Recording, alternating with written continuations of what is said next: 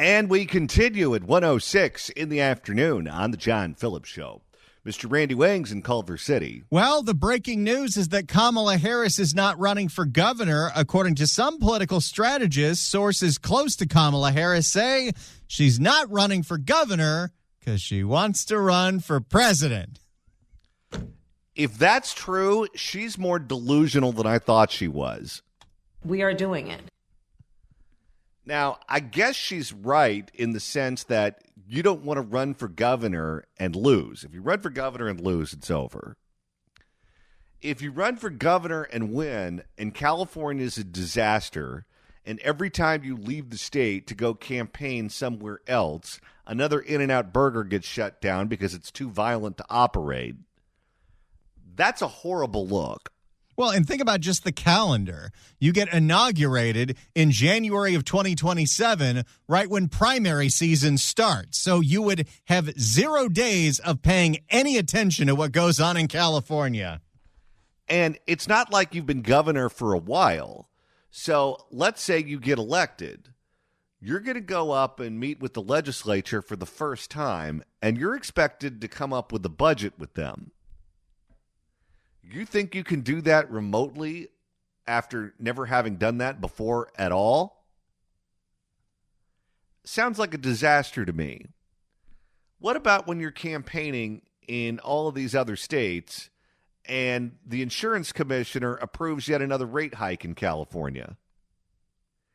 And people are looking at the rate hikes going on in California at 20+%, and they're saying, wait a minute, whatever you're doing isn't working. If that happens in South Carolina, I can't afford to live here. I don't see how she wins by being elected California governor or running and losing. Both of those outcomes seem bad to me if you want to be president of the United States.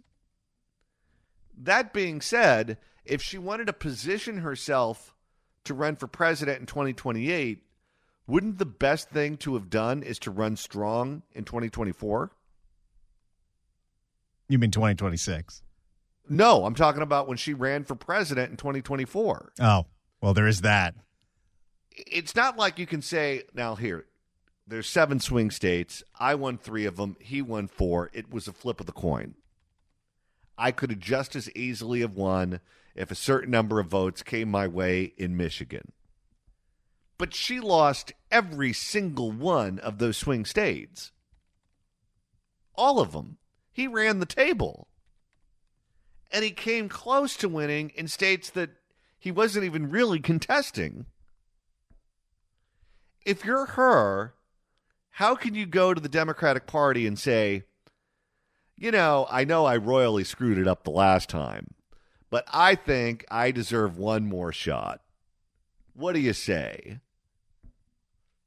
Isn't her campaign still in a whole bunch of debt from all the money they spent? I think so. And then she just disappeared. Didn't she go to Australia at one point? She skipped the Democratic convention in Anaheim. And then recently I saw her in the news. She was at some wedding in England. She hasn't been active in California. If you're going to run for governor of California and you live on the west side, wouldn't, I don't know, helping the people rebuild be something that's on your radar? I think she went down there once, and that was it. Girlfriend had some traveling to do. Yeah, no kidding. I'm glad that she passed on the race for governor of California, but if she thinks she's going to be the next president, maybe she is hitting the bottle too hard. We are clear and have been clear. 800-222-5222 is your telephone number, 1-800-222-5222. Let's go to Rufus in Torrance. Rufus, hello. I don't have a Rufus.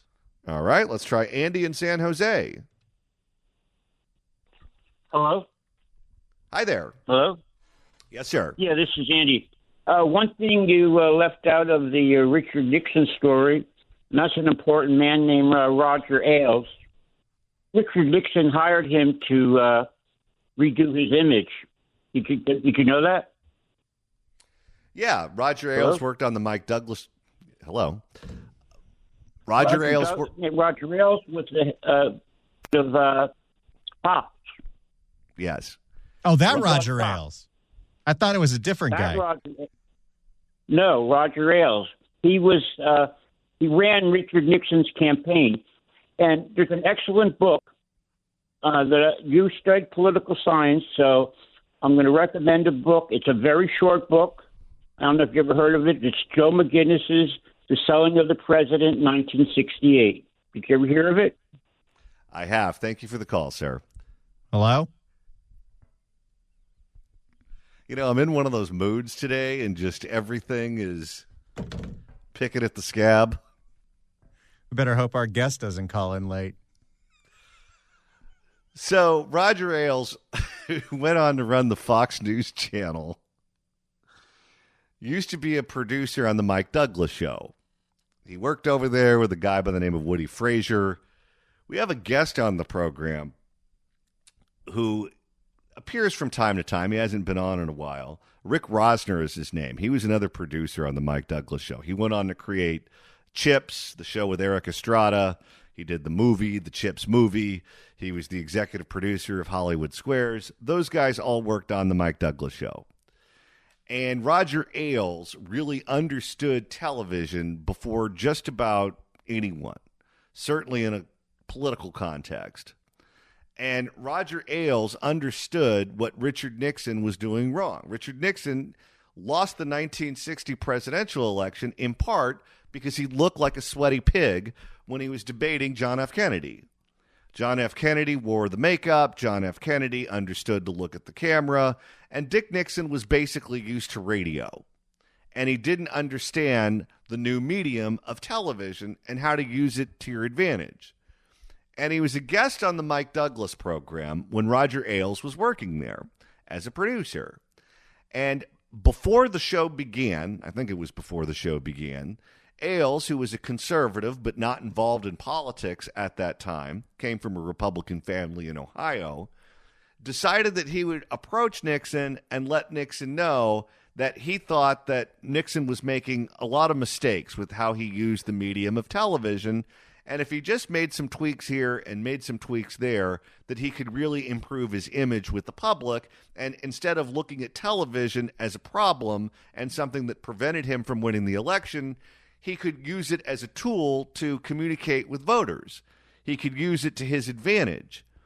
And then Ailes went to work for Richard Nixon and helped him with all of his strategies on television, whether it be in the debates, whether it be in sit-down interviews or advertisements that were run on television to promote his campaign. And Ailes really helped Nixon, who was a generation older than Ailes, get with the program, get with the times, and use television to his advantage and not have television slit his throat. And television, of course, is an important component for any politician hoping to get elected. With Kamala Harris has a problem with TV. Now, I know that she's an attractive woman. She is someone who looks put together. She looks businesslike. She looks like a prosecutor. She looks like someone who has authority. But her problem on TV and elsewhere is that she cannot answer a question. Even when the answer is obvious, even when she should be able to answer the question, she never directly answers it. You could ask her what the weather is today, and she would dance all around the subject and never get to an answer. And that drove people crazy. It drove people mad that you had a politician who just couldn't directly communicate with the people. And when you can't directly communicate with the people, they don't know what your plan is for the country. If Kamala Harris was elected, what would she have done? Well, you may have your own ideas. I may have my ideas, but she never articulated what her idea was.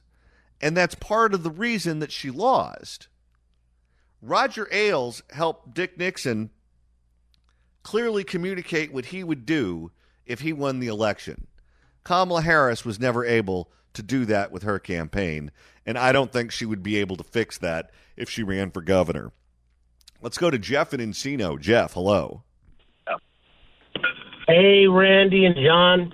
I'm really glad she's decided not to run, because if she doesn't run, there is almost no chance she can win. And I think we Californians might have actually elected her, which would have been catastrophic. Well, she would have started out as the favorite for sure. Yeah. She would have been the favorite in that race. Whether or not she would have won, I don't know. I think she had private polling that suggested that it would be a jump ball at the absolute best. And for someone who was the party nominee for president, who has universal name ID, who would start out with a double-digit lead, that would have been catastrophic if she lost. You said something that brought a smile to my face. You said she might lose to a Republican, she might lose to a Democrat. If she had run against Rick Caruso and he had won, she would have lost to both.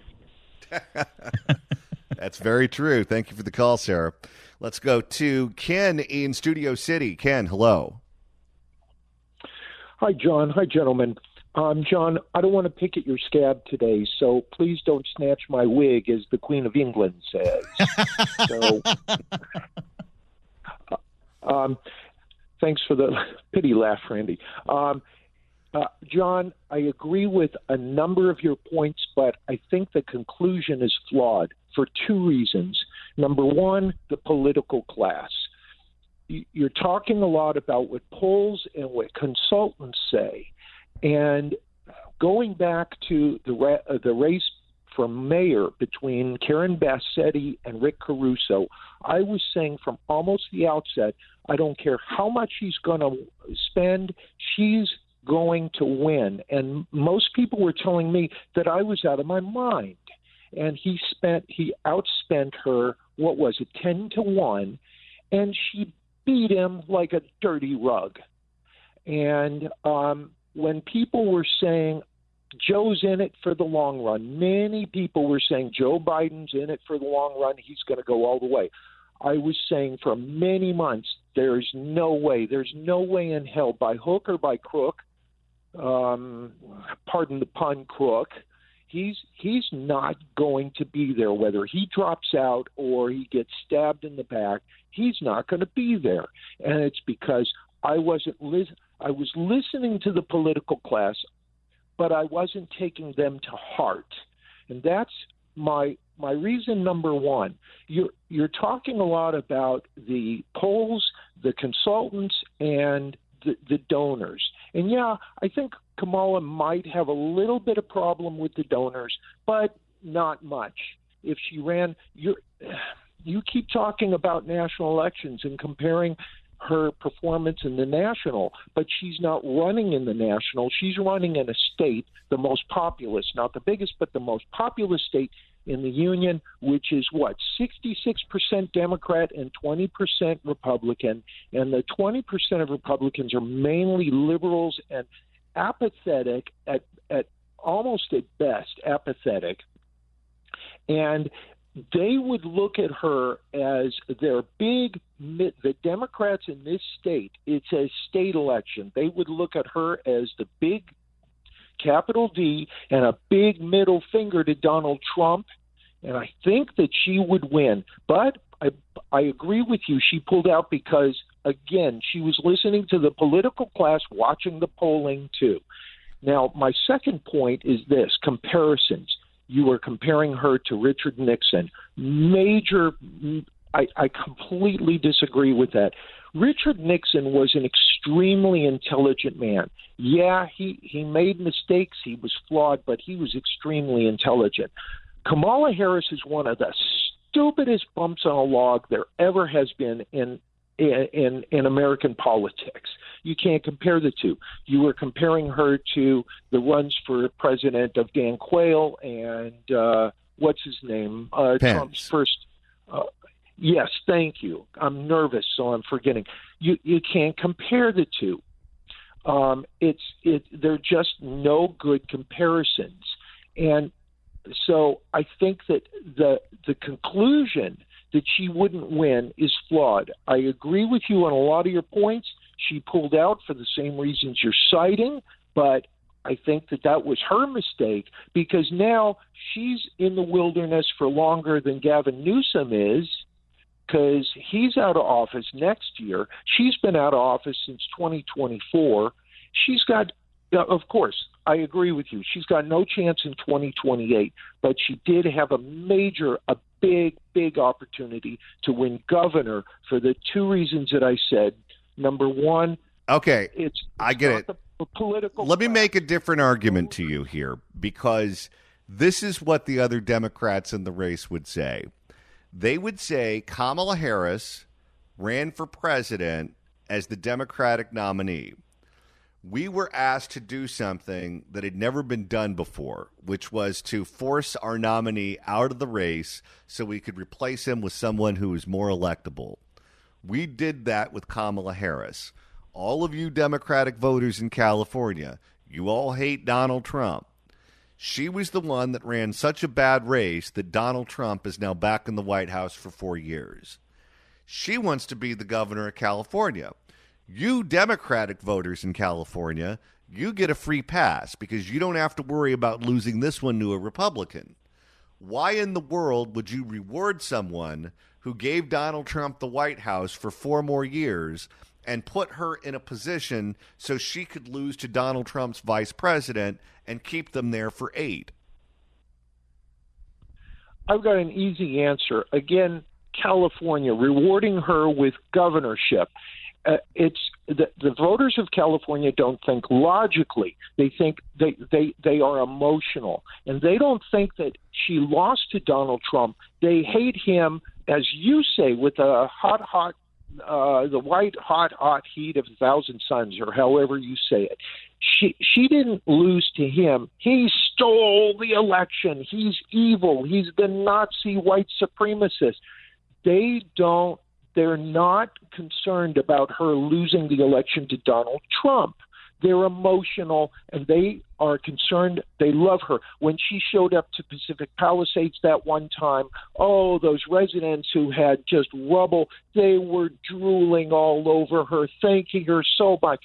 It was an SH show, the way I saw it, because they're going to go for her. But she pulled out for the same reasons you're talking about. Okay. Thank you for the call, sir. 800-222-5222 is the telephone number, 1-800-222-5222. If you'd like to email the show, you can do so at johnnydon'tlikeshow@gmail.com. That's johnnydon'tlikeshow@gmail.com. And Randy, you're monitoring the mailbag. Okay, I can read half of this email from Edward. The other half is inappropriate, but the first half is great. Kamala was terrified that someone would ask her, what would you do differently than Gavin? And Randy, now that we've hit the halfway point of today's show, if you want to keep listening after we sign off at 3, that's easy to do. All you got to do is search for The John Phillips Show wherever you get your podcasts, Apple Podcasts app, iHeart, Spotify. Search for The John Phillips Show. Hit subscribe. You can download all the episodes. Get all the Kamala that you want. Absolutely. Absolutely. Or do Shangi. Absolutely. Kamala Harris is taking a pass on the race for governor here in the state of California. It's now your opportunity to weigh in.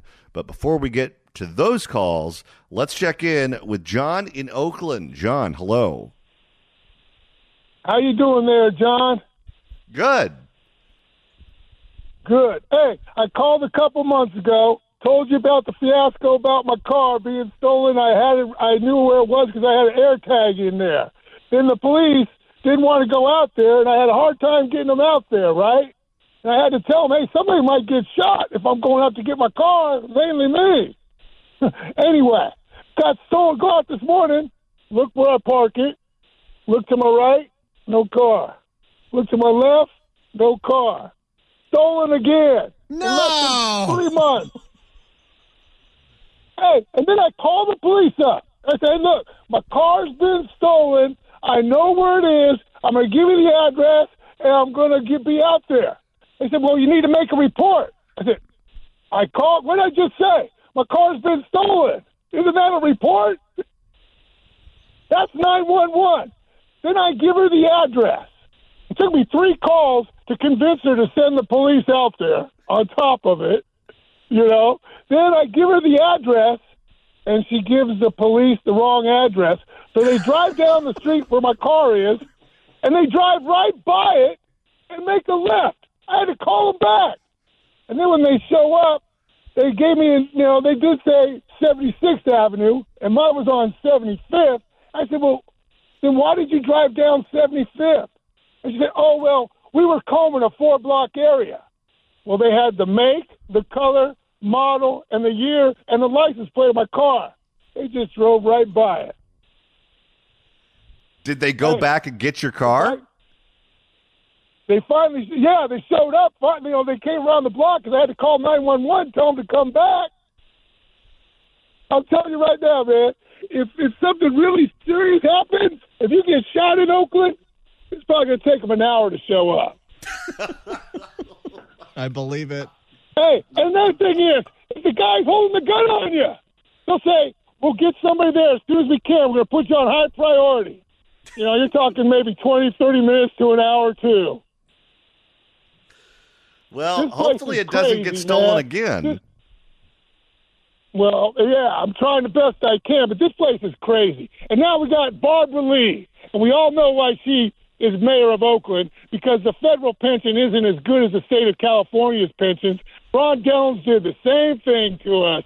It's not going to change. He's just going to get a nice, fatter pension.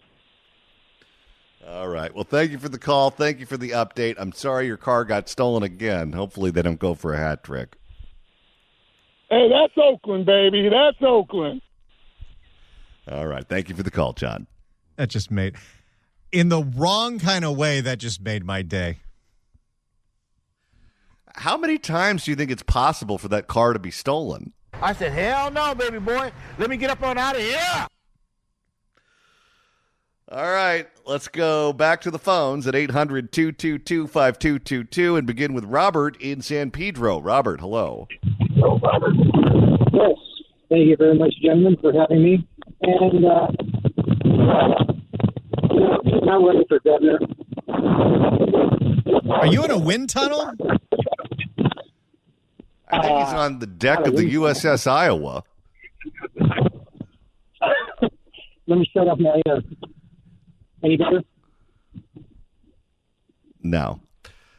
Let's put him back on hold, and hopefully we can get a better connection. Robert, you can call us back, hopefully with a better phone. Let's go to Travis in Oakland. Travis, hello. Hey, John. I want to agree with the other John from Oakland that life in Oakland is ridiculous. But on Kamala Harris, one of the many reasons I think she dropped out of the race is the Democrat primary. She will be running against Newsom's record in California. She may be the only person in the world who could end up with a worse record than Newsom. So I think she's going to stay out of the race and just point her finger at him and say, look what you did to California. I had nothing to do with it. I was hiding out in England or wherever she is. And speaking of Newsom, we're going to be protesting that clown this Sunday, August 3rd, 12:30, West Side Capitol Steps. So if you want to speak out, redial Newsom, tell him what you think of him. We're going to try to get some national attention on this. Have your voice heard. All right. Thank you for the call, sir. Let's go to Brian in West Hollywood. Brian, hello. Yes, I guess we're both on the air right now, you and I. Good to speak to you. I guess you're trying to get a lot of viewpoints today on issues pertaining to politics. Maybe I can contribute a point or two. With regards to Richard Nixon, he campaigned on one issue primarily, and that was the Vietnam War, and that worked for him. With Joe Biden, he campaigned on one issue, and that was science with respect to COVID-19.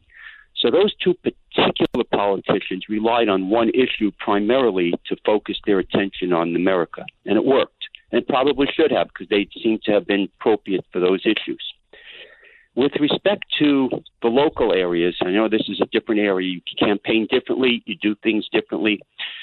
With regards to Karen Bass, and I guess you're talking about her competitor, Rick Caruso. Rick Caruso was a Republican for a long time and too short of a time for a Democratic viewpoint. He just should have run independent. Secondly is that Rick Caruso campaigned with a lot of ads, and it backfired. He had too many ads, so people said he's buying the election. He should have gone in person. He might have won that way, but not with my those paycheck number of thinks ads. differently. And then with regards to Kamala Harris, let me say this. She campaigned in 2020 and she lost fair and square. She didn't do too well. I don't think she did very well. She got the nod in 2024 out of default, and that's because the president was removed. If he did not campaign, she would never have been elected or selected to represent the Democratic Party. But I will say this. She ran a marvelous campaign. She looked presidential. She acted presidential. And she outdid Donald Trump in the debate. She looked very clear at the convention center. People liked what she said. She said it with a lot of confidence. But unfortunately or fortunately, depending on what side you're on, her position was she liked Joe Biden. And it was obvious. She supported him when he campaigned until June something or July something. And that backfired on her because she was a strong supporter of the president, and the president was not likable to win. So she had a plus on her own behalf and a negative on the other part of it. So you had like a half and half where she was running. But I was a little bit surprised that she lost by such a wide margin. That was a little surprising. And that leads me to believe that she may have some difficulty rebounding in 2028. Although she may not see it that way, I'm sure she's going clearly into it. But when you get closer to 2028, the viewers and America starts to look with more scrutiny, and they wonder, is she the most appropriate to represent the party? Maybe yes, but probably not, based on competitors. And I think the competitors are going to work their way into the campaign and show that they're probably a preferable choice. But who it will be, nobody knows. One of the arguments that she will almost certainly make when she runs for president, assuming that she does, is that she had an abbreviated campaign because Joe was the presumptive nominee for so long. He was the Democratic Party standard bearer. She was the vice president. She was not front and center. You give her a full campaign, and she has an opportunity to be front and center for a longer period of time, that she would win the election. According to these books, who, again, primarily spoke to people who worked on her campaign, there was a consensus that the abbreviated campaign helped her. It minimized many of her faults. If it was a longer campaign, a more traditional campaign, they were all of the belief that she would have lost by even wider margins. They thought that the short campaign helped her. She's on the opposite side of the fence of many of the people who worked for her and her campaign, and they don't see it the same way that she does. If she runs against other Democrats, and she will, in a Democratic primary, they will bring up those quotes from her own staffers in those books when she makes the argument that if she only had more time, she would have won the election. I don't know how she counters that, because these are the people that were looking at her poll numbers. These were the people that were determining where her travel schedule would be, those sorts of things. And they think that, and they went not on the record because many of them were unnamed, but they put it in those books, and certainly that's not a good look for her. Thank you for the call, Sarah. 800-222-5222 is the telephone number, 1-800-222-5222. Kamala Harris says she's not running for governor of California. Now it's your turn to weigh in. Right now, we're taking your calls at 800-222-5222. Let's begin with Bob in Sacramento. Bob, hello. Hey, what's up? Glad to hear from you. I mean, tough to get through to your show, but, hey, I live in Sac, like I said. It's like, you know, I was listening to the guy from Oakland who's like, man, my car was stolen about 3 weeks ago. And, long story short, the cops show up and they find it 2 blocks from my house. Supposed to call me and tell me, like, come get your car, which I would have. No, they towed it. And I asked them, why did you tow it? And they said, well, we had to do forensics on it. Well, I said, all right, well, that's cool. And then so when I did show up to the tow yard, There was no forensics done in it. There was all sorts of stuff left in the car from the thieves, syringes, and I told the cops all this, and they said, well, just live with it. Turn it into your insurance. Unfortunately, I didn't have insurance, So what did the guy do? And then, last week, my car was stolen again. Again? Again. Over there at the Art Mall. And I'm like, what the heck's going on, man, with these thieves? And I called the cops. They said, yeah, what can we do for it? They said, hey, my car's stolen. Well, we'll have someone call you back and give you a report, to take a report. And you know what? They don't even want to show up to see what's going on. What are they doing? They're a bunch of high-paid SOBs.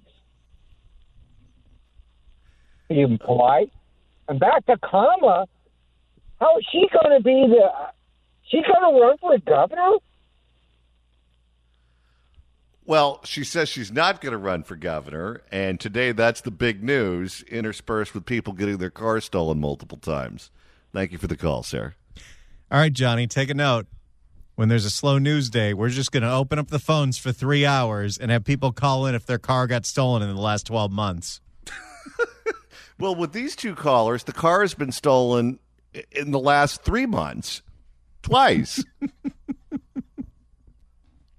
This segment brought to you by the club one day. This has been quite a show. We got tech problems, we got breaking news, and we have multiple cars stolen. It is California. All right, let's go back to the phones. Robert in San Pedro. Hopefully you're not still on the deck of the Iowa. No, I was actually on the deck of the Bismarck. So as far as Ms. Harris is concerned, I think that it's a good idea she's not running for governor. And I think she should replace Karen Bass. I think that's a smashing idea. And to the gentleman who called and said that she gave a great debate against Trump, the earrings that she was wearing were Bluetooth speakers. That's the only reason she was able to answer correctly and half-witted. She's 2 sheets to the wind on a martinis. Gentlemen, enjoy your call and day. Thank you for the call. I appreciate it. Let's go to John in Los Angeles. John, hello. Hey, how are you guys? All I have to say is thank God. We're not going to have to hear that cackle ever again, at least for now. She was trying to go the way of Richard Nixon. She figured, I'm going to do it until her former boyfriend, Willie Brown, was interviewed by a guy named John. He's got a podcast. I think he's friends with Alex Michelson. And he interviewed Willie Brown. And he told Willie Brown just outright said it. I don't think she can win. He said that on this show, too. Yeah, she definitely changed her tune really quick. I am so glad. Everyone's going to be happy. This is excellent news all across the board. All right. Thank you for the call. Let's go to Lauren in Westwood. Lauren, hello. John Phillips, I absolutely adore you. I am Thank a fourth generation Californian from the Palisades, and I recommend you all the time. I have learned so much from you. I don't want to take the time to, research what's going on in Sacramento, and I appreciate you so much for doing so and then bringing to us what we need to know. Thank you. So I missed the beginning of the hour, so I don't know if you mentioned the very important interview with Willie Brown, with John Slavitt, and I think that played a part in Kamala's decision because apparently he revealed that he advised her not to take the VP position, that she's not suited to be an executive, and not to run for governor. So I don't know where that interview was, State of Gold podcast or something, but I think that must have had an impact. But it did. That he tipped his hand to cards that she wasn't going to jump in the race. He did it on this program, too. But I think Willie knew she wasn't getting in, and he wanted the world to know that he knew that she wasn't getting in. We have one more hour coming up on the John Phillips Show. If you're on hold, stay there. We'll get to more calls. Mickey Kaus joins us. The breaking news, Kamala Harris will not run for governor here in the state of California. This is the John Phillips Show.